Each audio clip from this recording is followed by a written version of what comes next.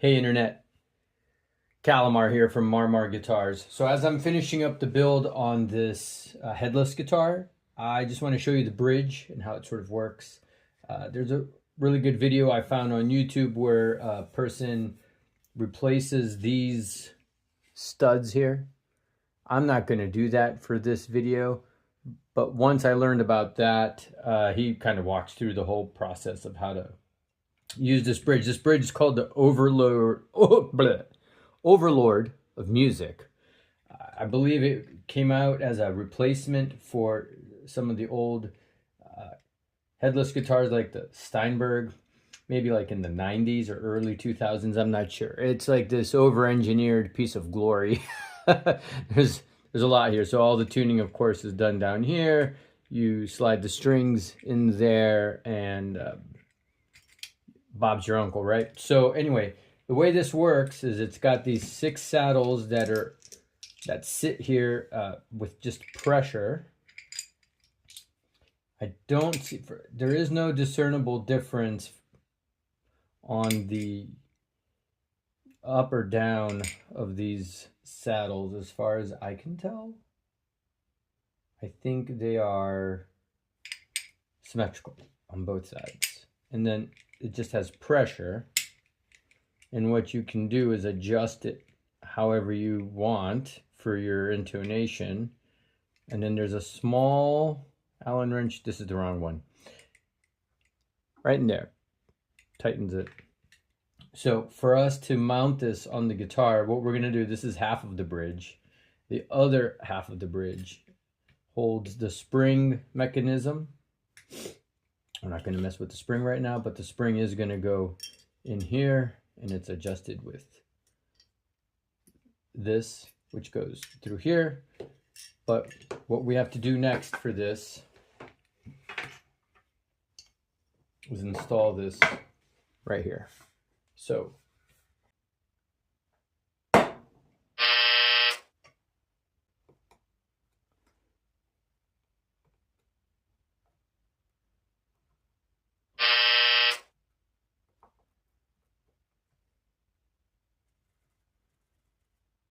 hey, just a quick PSA here in case it wasn't obvious with my amazing video editing Oscar-nominated skills. But the first two things were 2 ways that I started to consider marking for the pilot holes.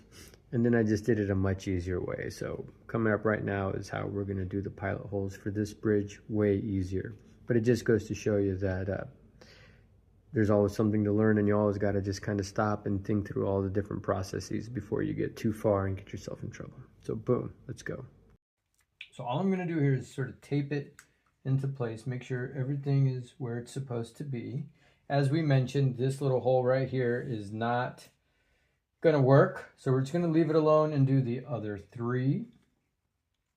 So in theory, from what I've seen on the internet, this bridge has 2 different sized screws, but this, what I got in the kit, the screws are all the same size.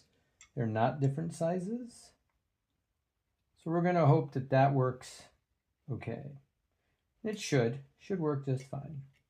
And so we wanted to make pilot holes so that the wood screw can go in easily enough but still grip, right? So you'll notice when you're working with a wood screw, you got the outer part and the inner part of that on the drill. And so what we want to do is find a drill bit that is going to be about the same size as that central part, but there's still room for, you don't want the drill bit should be no bigger than that central part. You don't want it bigger than, you don't want it reaching out to those side flanges, whatever they're called. I don't know the name of those things. So I actually think this drill bit might be too big. It's nearly the same size. And I bet that if anyone out there knows, is there like something I can use that's a little tool that would help me more with this? Because I've been doing this for a little bit now, not like a super long time, but I still kind of struggle with that determination, figuring that out. Also, you can start much smaller. I tend to do that. Work your way up So, you know, drill a pilot hole, see how it looks, put a screw in, see if it gets anywhere. If it doesn't, go up. That's looking pretty good.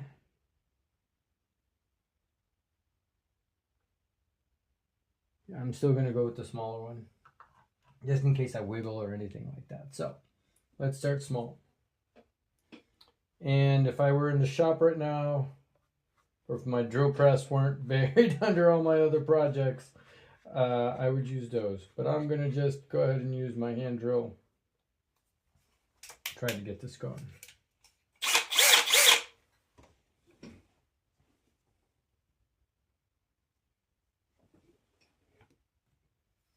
Need more lights.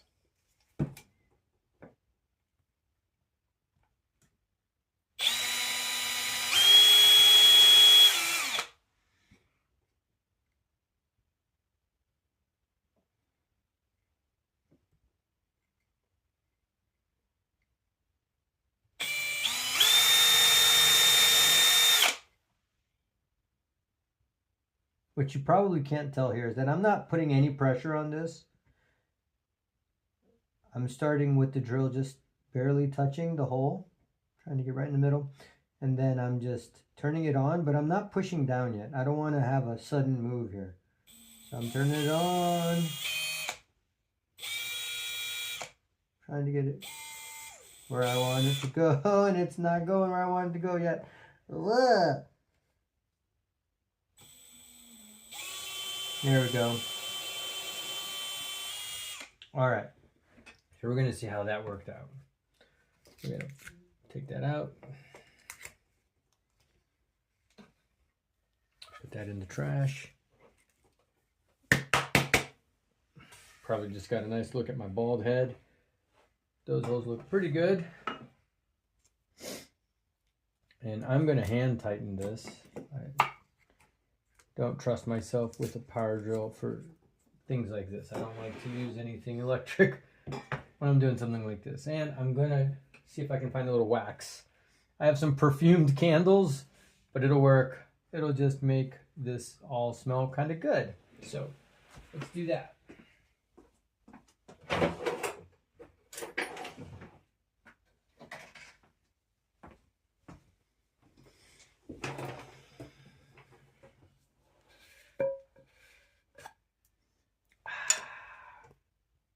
Wax helps a lot. Usually you don't want things that are smelly, but won't hurt anything. It's just going to smell nice. Smells like evening cocktails. I don't know what I would call these candles. Christmas delight. So that size, the pilot hole I made, I feel like is perfect. Love that. That was perfect. That was perfect.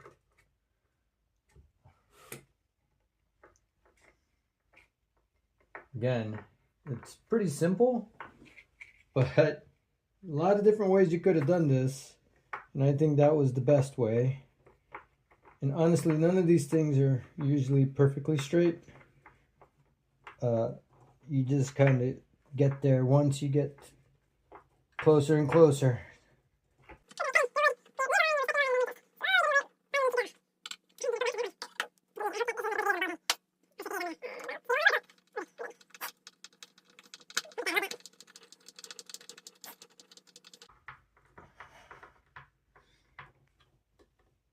What I'm not seeing here, okay, I see where it is now, and I will have to undo that hole, but I was looking for a hole for the ground wire, and there is one, so I'm going to run that ground wire through there and then touching the bottom of this bridge. So this will all have to come out, which is totally okay because nothing here is stripped or looking bad, but that's how the bridge goes in. So good deal.